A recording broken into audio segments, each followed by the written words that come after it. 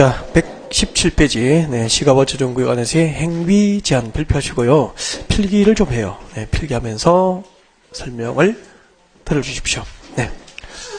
자, 시가와 조정구역 안에서의 행위 제한입니다. 시가와 조정구역 안에서의 행위 제한.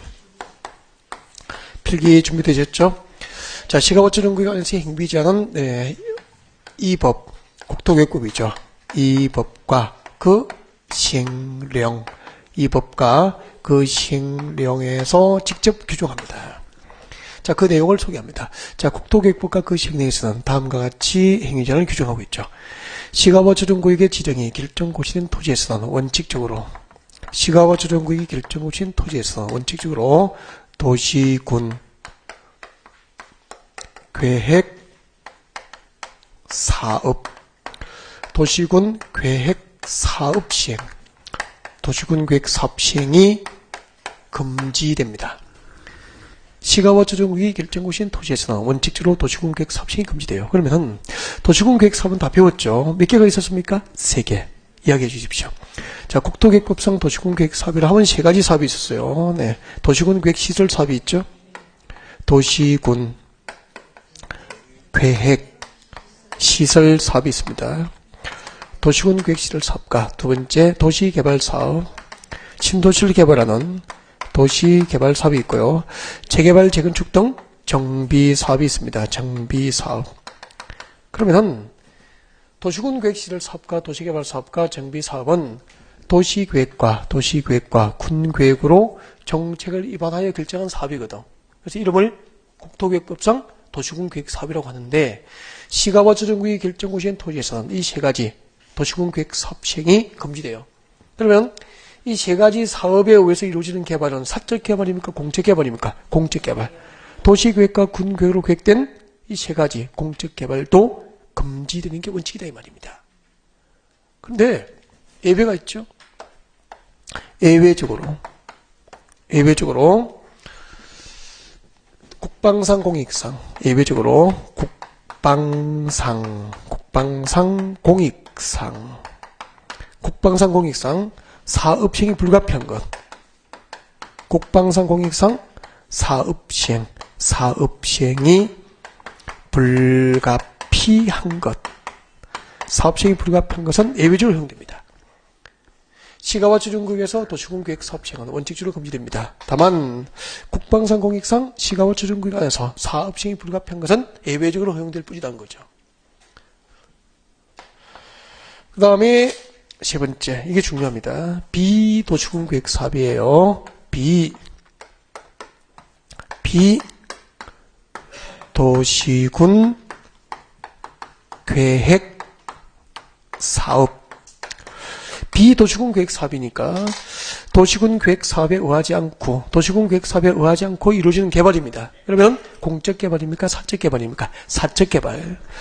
자, 이 비도시군 계획 사업, 도시군 계획 사업에 의하지 아니한 개발 행위는, 비도시군 계획 사업은 허가 사항으로, 허가를 받아야 할 사항이죠. 자, 허가 사항으로 법정된 것, 즉 국토계획법과 그 시행령에 규정된 것, 법정된 것, 허가상으로 법정된 것을, 네, 개발행 허가를 받아서 할 수 있게 돼요. 어디 가서 허가 받느냐면은 시청과 군청입니다. 시청과 군청에서 허가를 받아서 할 수 있게 되죠. 시가와 조정구역 안에서 도시군 계획 사업에 의하지 아니한 개발행위는 허가상으로 법정된 것을 시청과 군청에서 개발의 허가를 받아서 할 수 있다는 뜻입니다. 네, 여기까지. 그럼 이거 왜 중요하냐면은, 여러분, 도시군 계획 사업에 의하지 아니한 개발행위는 허가상만 법에 규정되어 있다 이 말이야. 허가상만 법정되어 있어. 신고사항이 있습니까? 없습니까? 없죠. 없어요. 없어, 신고사항이. 그러니까 시가와 조정구역 안에서 도시군 계획 사업에 의하지 않고 신고로 가능한 사항은 법에 없다 이 말이야. 그러면 시가와 조정구역에서 무슨 개발행위는 신고로 할 수 있다. 다 틀리는 거예요. 신고사항 자체가 법에 없으니까. 그 다음에 허가사항을 허가를 받았으면 할 수 있는 거야. 허가상을 허가 없이 할 수 있는 임의상이 있다는 겁니까? 없다는 겁니까? 없다는 거죠. 임의상이 없어. 허가 없이 할 수 있는 개발행위는 없다는 얘기예요. 신고로 가능하거나 허가 없이 할 수 있는 사업이 없다는 게 중요한 거예요. 오직 허가상으로 법에 규정된 것을 허가받은 경우에만 할 수 있다. 그렇게 됩니다. 여기까지가 시가와 주둔구역에서의 행위 제한입니다. 교재 여러분이 보시면 될 것 같고요. 그 다음에 책장 넘겨봐요. 넘겨가지고 몇 가지 읽어보셔야 될 거 체킹을 해드립니다. 여러분 교재 오시고요. 121페이지입니다. 121페이지. 시가와 주둔구역에서 개발인 허가 규정이 나와 있습니다. 네. 허가 기준에 동그라미 2번 봅니다. 동그라미 2번 R. 리딩 읽어보라는 거죠. 지나갈 때마다 읽어야 됩니다. 읽어드릴게요. 밑줄 것도 괜찮겠습니다. 시가와 주둔구역 안에 있는 산림 안에서 임목벌채. 시가와 주둔구역 안에 있는 산림 안에서 임목벌채나 조림 및 용림의 허가 기준에 관하여는 무슨 법이죠? 산림자원의 조성 및 관리에 관한 법률 규정에 의한다. 읽고 지나가고요. 책자 넘겨요. 넘겨서 122페이지입니다. 122페이지 6번 조건부 허가 그리고 7번 도시공격 사업시행자 의견 청취 규정이 있습니다. 6번, 7번 앞으로 묶고요. R. 리딩 읽어보시라는 거죠. 다음 9번 내려옵니다. 9번. 자, 9번 어제 규정은 암기라고 적어요. 자, 어제 규정은 암기하시고요. 자, 허가가 있는 경우. 이때 허가는 시가와 주둔구역 안에서 개발행위 허가죠. 네. 시가와 주둔구역 안에서 개발행위 허가입니다. 개발행위. 아까 시가와 주둔구역에서 개발행위 허가를 받고 할 수 있는 것은 도시공구역 사업입니까? 비도시공구역 사업입니까? 비도시공구역 사업. 그러니까 도시군계획 사업에 의하지 않은 개발행위는 허가를 받고 하게 되죠. 이렇게 시가와 주둔구역 안에서 개발행위 허가가 있는 경우에는 다음은 동그라미 1번, 2번이죠. 동그라미 1번과 2번에 대한 허가나 신고가 있은 것으로 본다. 의제가 된다 이 말이에요. 그래서 의제 사항이 몇 개죠? 2개. A와 1번, 2번을 묶어서 앞에다가 의제 사항 외우시라고. 의제 사항을 외워야 돼요. 시가와 주둔구역에서 개발행위 허가를 받은 경우에는 1번 산지관리법상 출거십시오. 산지조정 허가. 그리고 2번 산림자원의 조성 및 관리에 관한 법률상 임목벌채 허가 등이 있은 것으로 본다 이 말이죠. 그러니까 시가와 주둔구역에서 개발행위 허가를 받으면 별도로 산지관리법상 산지조정 허가나 또 산림자원의 조성 및 관리에 관한 법률상 임목벌채 허가를 요하지 않는다는 뜻입니다. 여기까지예요. 거기 이제 특징이 있죠. 그럼 시험이 이렇게 나온다고. 책을 보고 대답합니다. 시가와 주둔구역에서 개발행위 허가를 받은 경우에는 농지법상 농지조정 허가가 있은 것으로 본다. 오늘 몇 개 씁니까? X. 농지법 관련 의제사항이 있어 없어? 없고 전부 산지관리법상 산지조정 허가, 산림법상 임목벌채 허가만 의제가 됩니다. 그래서 농지법 관련 의제사항이 없다는 게 특징이에요. 농지법 관련 의제사항이 없음. 여기까지가 시가와 주둔구역 용도 구역 표현이었습니다. 125페이지입니다. 여러분 교재 125페이지. 오늘 수업 마지막 주제가 되네요. 125페이지 제5절 찾았습니까? 5절은 별표 2개입니다. 오늘 수업하면서 별표 2개를 한 적이 있나요? 없죠. 네, 제5절은 금년 2015년도 출제 가능성. 제가 출제위원은 아니잖아, 그죠? 네, 그래서 99%입니다. 100%는 아니고요. 99%. 0.1%의 피해갈 수 있는 길을 만들어둬야지. 금년 출제 가능성 99%. 그냥 한 문제라고 봐야 됩니다, 여기서. 한 개 대지가 두 개의 용도 지역 등에 걸치는 경우 행위 제한 적용 기준입니다. 자, 이거 법 조문을 읽어드리고 제가 그림 그려서 설명드리고 마무리를 할까 해요. 네. 자, 읽어드립니다. 조문에 집중합니다. 집중하고 밑줄을 잘 그시면 나중에 수험 준비가 쉬울 겁니다. 복습할 때. 줄 잘 꺼야 됩니다. 지금부터 시작할까요? 원칙부터. 제가 읽어볼 테니까 집중됐습니까? 밑줄은 긋지 말고 일단 기다리다가 거 할 때 정확하게 거셔야 됩니다. 그래서 차라리 잘못 끌 바에야 줄 안 끄는 게 낫습니다. 네. 시작할게요. 줄 끄면 안 돼, 아직. 불안해. 시작합니다. 하나의 대지가 두 개성의 용도지역, 용도지구, 용도구역에 걸치는 경우로서 각 용도지역에 걸치는 부분 중에서 가장 작은 부분의 규모가 330제곱미터 이하인 경우에는 330제곱미터 이하인 경우에는 줄 거예요. 330제곱미터 이하인 경우에는 가로 건너뛰는 거 알고 있죠? 330제곱미터를 동그라미예요. 330제곱미터 이하인 경우에는 는 뒤에다 보세요. 는 뒤에다 땡땡이 하세요. 땡땡이. 330제곱미터 이하인 경우에는 줄 거세요. 전체 대지의 금표율 및 용적률은 거기까지 줄 거예요. 전체 대지의 금표율 및 용적률은 손 떼고 줄 거지 마세요. 각 부분이 전체 대지 면적에서 차지하는 비율을 고려해서 다음 구분에 따라서 각 용도 지역별 금표율 및 용적률을 다음 줄 거예요. 가중 평균한 값을 적용하고 가중 평균값을 적용하고 됐습니까? 네, 적용하고 그 뒤에 끊으세요. 이렇게 다 끊으세요. 거기까지 하나. 그 다음에 줄 것입니다. 그 밖의 건축 제한 등에 관한 사항은 줄 거예요. 그 밖의 건축 제한 등에 관한 사항은 그 밑에 줄 내려와요. 줄 것이십시오. 가장 넓은 면적에 속하는 용도 지역 등에 관한 규정을 적용한다. 가장 넓은 면적 등에 속하는 용도 지역 등에 관한 규정을 적용한다. 그 밑에 가중 평균 금표율과 가중 평균 용적률을 구하는 공식이 나와 있습니까? 네, 공식을 앞으로 묶어서 참고라고 적어요. 외우지 말고 참고라고 적고 네, 책장을 넘깁니다. 책장을 넘겨놓고 고개를 들면은 금방 읽어야 것을 그림을 그려서 설명합니다. 설명하고 그 다음에 특례를 할 거예요. 그래서 교재는 126페이지죠. 움직이지 말라는 거다. 앞에 들켜 보지 말라는 얘기죠. 네. 그래서 126페이지를 펼쳐놓고 고개를 드시고 칠판에 집중하시면 돼요. 지금부터.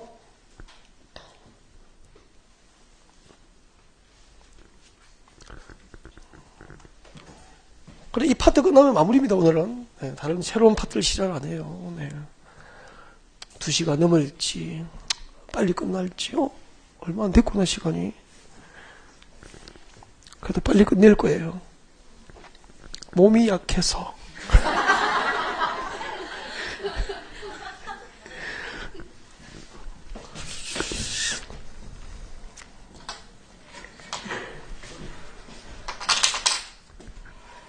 시작할 거예요. 네. 여러분, 한 개의 대지가 1000제곱미터가 있어. 이 1000제곱미터의 한 개의 대지가 다음과 같이 용도지에 걸치게 됐어. 그림은 조금 이따 설명 듣고 제가 나가볼 테니까 다 끝나고 나면은 사진 찍어서 가세요. 알겠죠? 네. 자, 시작할게요. 스마트폰이 없으면 필기 나중에 남아서 하시면 돼요, 혼자. 사진 못 찍으니까 혼자 하시고 가시고. 폰이 있으면 사진 찍으면 되지 뭐.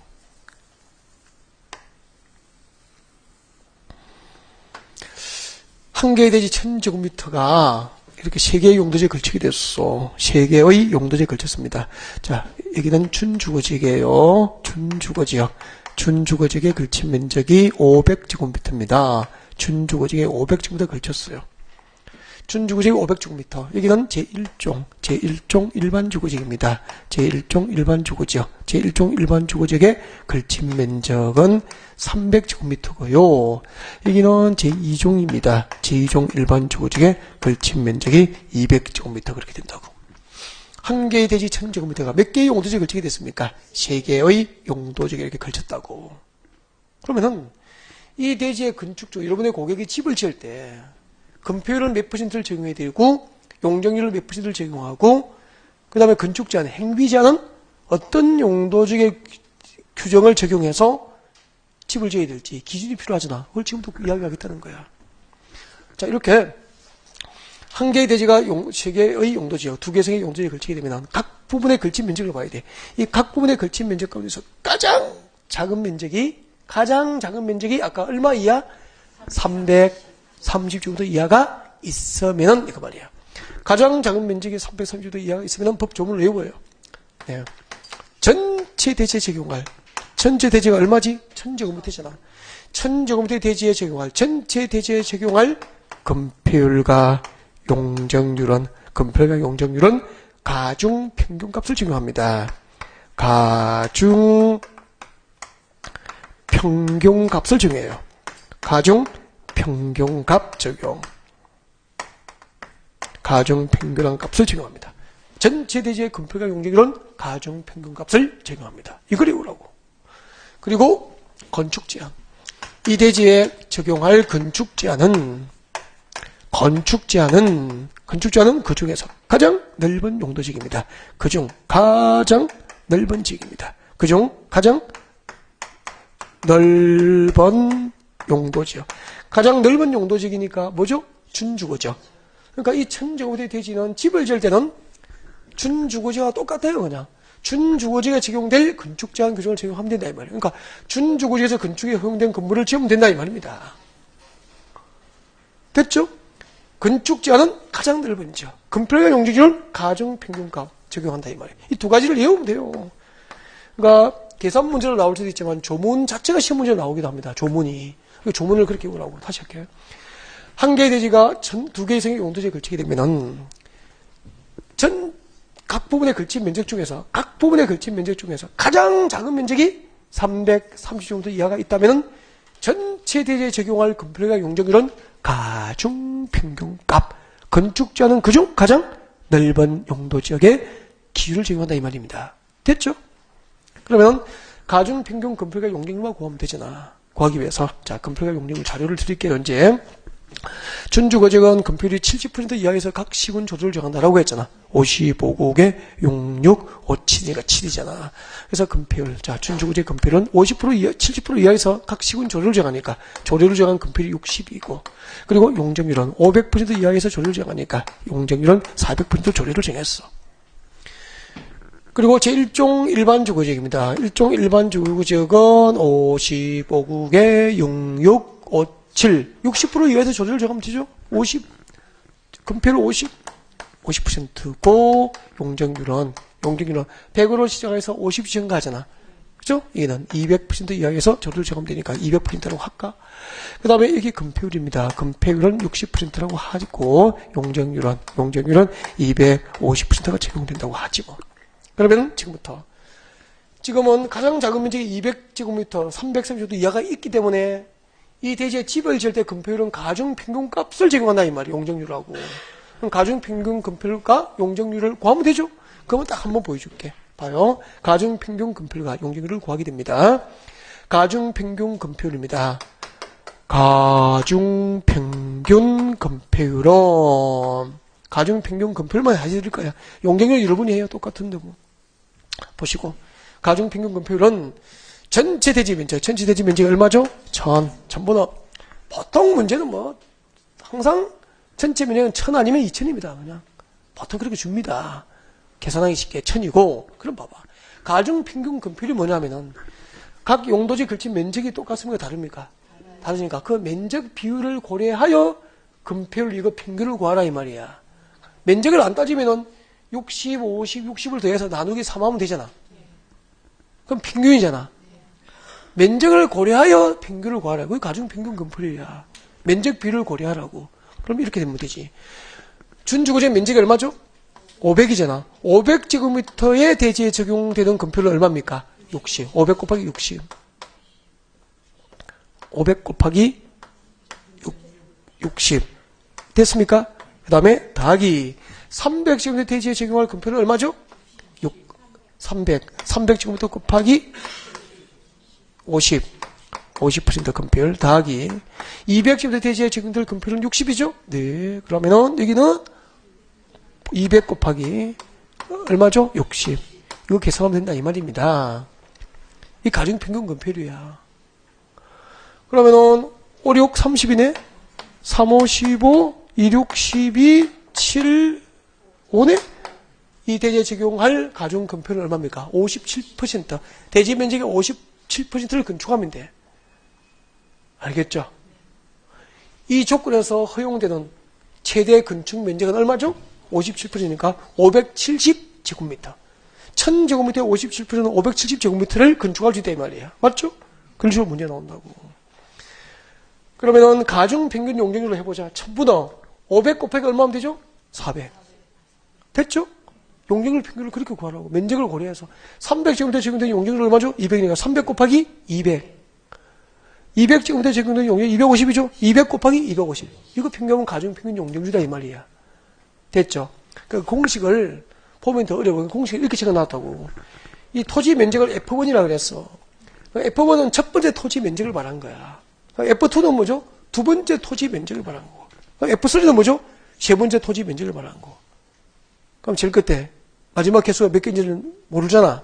조건이 다 다르니까. 마지막 개수를 n이라고 한 거야. 그게 n은 뭐죠? 토지 개수를 말한 거라고. 제일 많이 fn 적어놨죠? 그 n은 개수를 말한 거야. 그 다음에 f1 곱하기 x1 돼 있죠? x1은 뭐죠? 근표를 말한 거야. 첫 번째 토지의 근표는 x1, 두 번째 토지의 근표는 x2 그렇게 표현한 거야. 제일 마지막에 n은 그럼 뭐죠? 개수를 말하겠지. 근데 우리 고등학교 때 순차 배웠죠? 네, 순열별 순열 됐어. 그러니까 공식을 외우면 이상한 거잖아. 그래서 제가 공식은 참고하라고 한 거야. 참고하고 한번 실제로 딱 보여주면 누구나 할 수 있거든. 초등학교 딱 3학년 산수니까. 여기까지 됐습니다. 다시 정리 한번 하고 나머지 읽어드리고 그림 그려 설명드리고 갈 거야. 사진 찍고 가시면 돼, 여러분도. 알겠죠? 네, 시작합니다. 한 개의 대지가 두 개의 생의 용도지에 걸쳤을 때 각 부분의 걸친 면적 중에서 가장 작은 면적이 330제곱미터 이하가 있다면 전체 대지에 적용할 건폐가 용적률은 가중 평균값을 적용하고 그 대지에 적용할 건축 제한에 관한 사항은 그중 가장 넓은 지역에 적용될 건축 제한 규정을 적용하는 게 원칙이다. 여기까지 한 거예요. 예외 갑니다. 예외. 여러분 그제 126페이지입니다. 126페이지 제일 위에 보니까 예외 나와 있습니까? 예외. 그리고 2번, 3번 나와 있습니까? 그 통째로 묶어요. 제일 위에 양괄호 2번, 그 밑에 큰 2번, 저 밑에 큰 3번 앞을 딱 묶어서 앞에다가 크게 특례라고 적으면 됩니다. 특례. 그러니까 126페이지 전체가 원칙입니까? 특례입니까? 특례야. 읽어드립니다. 집중합니다. 집중합니다. 읽을 때 잘 체크해야 돼요. 줄 끄지 말고 따라옵니다. 시작합니다. 자, 건축물이 미관지구나 고도지구에 걸쳐 있을 경우에는 그 건축물과 대지 전부에 대하여 지금부터 줄 거예요. 끝까지. 미관지구나 고도지구의 건축물과 대지에 관한 규정을 적용을 하게 됩니다. 미관지구나 고도지구의 건축물과 대지에 관한 규정을 적용한다. 답 내려와요. 답 내려와요. 2번에 1번 원칙 갑니다. 하나의 건축물이 방화지구와 그 밖의 용도지역, 용도지구, 용도구에 걸쳐 있을 경우에는 지금부터 줄 거예요. 그 전부에 대해서 방화지구의 건축물에 관한 규정을 적용한다. 그 전부에 대하여 방화지구의 건축물에 관한 규정을 적용한다. 그 전부 할 때, 그 동그라미. 이때 그는 건축물입니다. 그 건축물 전부를 말하는 거야. 그 건축물 전부에 대하여 방화지구의 뒤에 뭐가 나와 있죠? 건축물 동그라미예요. 방화지구의 뒤에 건축물 동그라미 합니다. 밑에 적어요. 아니다, 대지. 내려옵니다. 예외. 건축물이 있는 방화지구와 그 밖의 용도지역, 용도지구, 용도구의 경계가 건축법상 방화벽으로 코획된 경우 그 밖의 용도지역, 용도지구, 용도구역에 있는 부분에 대해서는 그러하지 않습니다. 내려와요. 3번 원칙. 한 개의 대지가 녹지지역과 그 밖의 용도지역, 용도지구, 용도구에 걸쳐 있을 경우에는 각각의 동그라미 합니다. 각각의 동그라미, 각각의 지금 쓸 거예요. 각각의 줄 거예요. 용도지역, 용도지구, 용도구의 건축물과 토지에 관한 규정을 적용하게 됩니다. 여기까지입니다. 그 밑에 예외는 나중에 들어갈 거예요. 5월달에 일단 여기까지. 지금 읽어드린 것을 여러분께 설명을 드리겠습니다. 무조건 고개 듭니다. 무조건 고개 들고 필기 욕심내지 말고 설명 듣고 나가면은 사진 찍고 필기합니다. 앞에 봐주세요. 한 개의 대지가 두 개의 생의 용도지에 걸쳐서 할 때 특례 규정, 행위 제한 등을 적용할 때 특례 규정입니다. 원칙이 규정을 했고 특례 규정 이렇게 됩니다. 한 개의 대지가 두 개의 생의 용도지에 걸쳤는데 건축물이 한 개의 대지가 두 개의 생의 용도지에 걸쳤는데 자 만약에요 이 오른쪽이 미관지구이거나 고도지구라면은 한 개의 대지가 두 개의 생의 용도지에 걸쳤을 때 건축물의 일부가 어디에 걸쳐버렸죠? 미관지구나 고도지구에 걸쳐버리면 면적을 안 따져요. 330 필요 없어. 한 개의 대지가 두 개의 생의 용도지에 걸쳤을 때 건축물의 일부가 미관지구나 고도지구에 걸쳐버리면 그 건축물 전부와 대지는 미관지구나 고도지구에 적용될 건축물과 대지에 관한 규정을 적용한다 이 말입니다. 됐습니까? 한 개 대지가 두 개 이상의 용도지에 걸치더라도 건축물의 일부가 미간지구나 고도지에 걸쳐버리면 그 건축물 전부와 대지에 관하여 미간지구나 고도지구에 적용될 건축물과 대지에 관한 규정을 적용함이 원칙이야. 그 다음에 내려와요. 다음 두 번째는 한 개의 대지가 두 개 이상의 용도지에 걸치는데 오른쪽이 방화지구예요. 방화지구고 여기는 그 밖의 용도지구입니다. 이거야. 그때 건축물이 방화지구 안팎에 걸치게 됐네? 이때는 건축물이 방화지구 안팎에 걸치면 그 건축물 전부에 대해서 방화지구 안의 건축물 기준을 적용하게 됩니다. 이 그림을 두 개를 비교합니다. 그림을 봐 빨리. 두 개를 비교하고 차이점이 뭐죠? 고개 들고 필기하지 마라 그랬는데 두 개 차이점이 뭐죠? 대지. 대지잖아. 그러니까 건축물이 미간지구나 고도지에 걸치면 그 건축물 전부와 대지까지 미간지구나 고도지구에 적용될 건축물과 대지 규정이 적용되는데 건축물이 방화지구 안팎에 걸치면 그 건축물 전부에 대해서 방화지구 안의 건축물 규정을 적용하지만 대지에 대해서는 방화지구의 기준을 적용하지 않는다 이 말입니다. 왜요? 라고 물어요. 왜냐하면은 방화지구는 화재 예방을 목적으로 지정하는 용도지구 맞죠? 그래서 방화지구에서 집을 지을 때는 내화 구조로 해야 되는 거야. 내화 구조, 견딜내, 불화, 화재에 견딜 수 있는 성능을 갖춘 구조로 건축하고 불연 재료, 불에 연소되지 않은 건축 재료를 써야 된다고. 알겠죠? 그럼 봐요.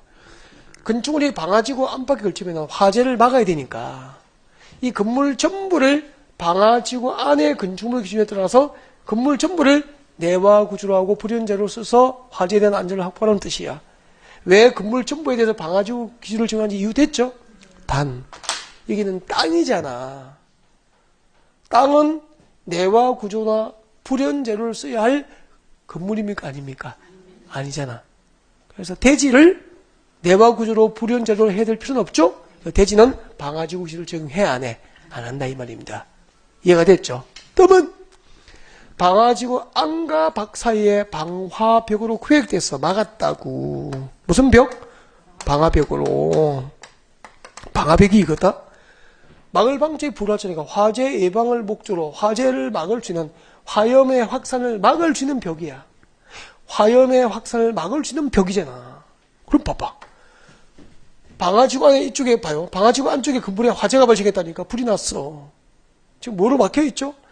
방화벽으로 구획돼서 밖에 건물은 안전하잖아. 그러면 굳이 평당 건축비가 비싸게 내화 구조나 불연제를 할 필요가 있어 없어? 없지. 그래서 방화벽으로 구획되면 밖의 건축물 부분은 방화지구 안의 건축물 기준을 적용하지 않는다. 그렇게 되는 거야. 이해가 됐습니까? 하나 남았다. 하나 남았다. 집에 가야. 집에도 안 가고 점심 먹어야지. 자, 여러분 집에 가시고 좋으시겠다. 자, 한 개의 대지가 두 개의 용도지에 걸쳤는데 녹지지역과 그 밖의 용도지에 걸쳤어. 이만큼이 녹지지역이에요. 300제곱미터. 그리고 오른쪽은 그 밖의 용도지역이니까 아무거나 적어도 된다니까. 그 밖의 용도지역. 춘주구지역 할게. 춘주구지역이에요. 춘주구지역에 500제곱미터 아니 700제곱미터 걸치게 된 거야. 그럼 아까 행위자를 어떻게 했죠? 원칙대로 하면은 여보세요. 여기 봐. 이 원칙대로 하면 어떻게 됐지? 가장 작은 면적이 330제곱미터 이하가 있지. 이 섬에는 건축 제한을 할 때 넓은 용도지역이잖아. 그럼 1000제곱미터 대지 전부가 준주구지역에서 건축이 가능하다 이 말입니다. 그렇죠? 그러면 이거는 보존됩니까? 사라집니까? 녹지지역 300제곱미터 훼손되죠? 그래서 한 개의 대지가 두 개 이상의 용도지역에 걸칠 때는 각 부분이 걸친 면적 중에 가장 작은 면적이 330제곱미터 이하면은 넓은 지역 기준을 적용하는 게 원칙인데 지금 우리가 원칙합니까? 특례합니까? 특례. 원칙은 그렇고 특례로서 각각 녹지지역 300제곱미터는 녹지지역에 적용될 건축제한 규정을 적용하고 각각이니까 준주거지역 700제곱미터는 준주거지역에 적용될 건축제한 규정을 각각 적용해라. 그러면은 넓은 지역 준주거지역의 건축 기준에 의해서 녹지지역 300제곱미터는 개발돼야 안 돼? 안 되니까 면적이 작은 녹지지만 훼손됩니까? 보존됩니까? 보존될 수 있도록. 한 개의 대지가 두 개의 용도지역을 걸치더라도 녹지지역과 그 밖의 용도지역을 걸치면은 각각이야. 그래서 앞으로 녹지지역만 나오면은 각각. 아까 각각의 동그라미 했죠? 각각의 용도지역에 적용될 건축제한 규정을 적용하라 이 말입니다.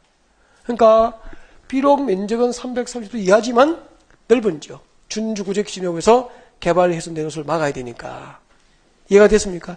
여기까지 풀코스로 한꺼번에 갑니다. 지금부터 여러분은 마음속으로 같이 집중해서 같이 해요. 호흡을 한번 맞춰줍니다. 이것을 완벽하게 준비하는 방법은 책 보지 않고 그림을 보고 말할 수 있을 때까지 연습해야 돼요. 다음 주에는 제가 딱 책상에 들어오면 이 그림을 그려서 분단별로 한 명을 시킵니다. 시켜서 그분이 말을 못하면 그 옆에, 그 뒤에, 그 앞에 그 분단 초토화시킬 겁니다. 아시겠죠? 책 안 보고 말하는 연습을. 그러니까 사진 딱 찍어서 지하철에서 자꾸 말하는 연습을 하라니까. 그렇지 않으면 안 돼요. 시작할게요. 시작합니다. 한 개의 대지가 두 개의 용도지에 걸치게 되면 각 부분의 걸친 면적을 딱 봐가지고 가장 작은 면적이 335m 이하가 있으면은 전체 대지에 적용할 건폐가 용적률은 가중평균한 값을 적용하고 건축 제한에 관한 사항은 그 중에서 가장 넓은 용도지 길을 적용하는 게 원칙이라. 다만 한 개의 대지가 두 개의 용도지에 걸쳤을 때 건축물의 일부가 미간지구나 고도지에 걸쳐버리면 그 건축물 전부와 대지는 미간지구나 고도지에 적용될 건축물과 대지기를 적용해야 되고, 또 건축물이 방화지구 안팎에 걸치면 그 건축물 전부는 방화지구 안의 건축물 기준을 적용하는 게 원칙이라. 다만 방화지구 안과 밖 사이에 방화벽으로 구획된 경우에는 밖의 건축물 부분은 방화지구 안의 기준을 적용하지 않습니다. 하나의 대지가 두 개의 용도지에 걸쳤을 때 녹지지역과 그 밖의 용도지에 걸치면 각각의 해당 용도지역에 적용될 건축제한 규정을 적용하게 됩니다. 됐습니까? 이렇게 그림 보고 말하는 연습을 하고요. 그게 가능하면 그 다음에 응용이 돼요. 그래서 하나 부탁할까? 미리 응용하지 말까? 예를 들면 제가 나가잖아? 나가면 따라와. 또 자기가 그림 그린다. 그래가지고 막 여기 경관지구, 여기 미간지구, 여기 면적 적고 막 가져와가지고 나한테 안 가져온다. 더 가져오고 또 옆에 물어봐요. 이걸 옆에다가 언니 이거 어떻게 됐지? 물어본다. 언니도 금방 배워가지고 필기하고 있는데 뭘 알겠어. 모르겠는데 언니 바보 만들 옆에 오빠한테 물어가 또 오빠 지금 밥 먹으려고 가방 챙기다 또 잡혀가지고 바보 되고 앞에 뒤에 초토를 시키나요. 그러니까 이 원리를 알면 응용은 그 다음에 자동으로 되는 거 아닌가. 원리를 이해한 다음 응용하라 이 말이에요. 무슨 말인지 알겠죠? 그러니까 마음대로 그림 그려놓고 처음부터 꼬지 말아야 말이야. 그러니까 자기만 꼬이고 넘어가든지 주변에 언니 오빠들을 못 살게 만들고 막 그렇게 하지 말라고. 언니 오빠들 오늘 수업은 여기까지다. 네, 사진 잘 찍어서 가져가시고 연습하시고 다음 주에 뵐 수 있도록 하겠습니다. 수고했습니다.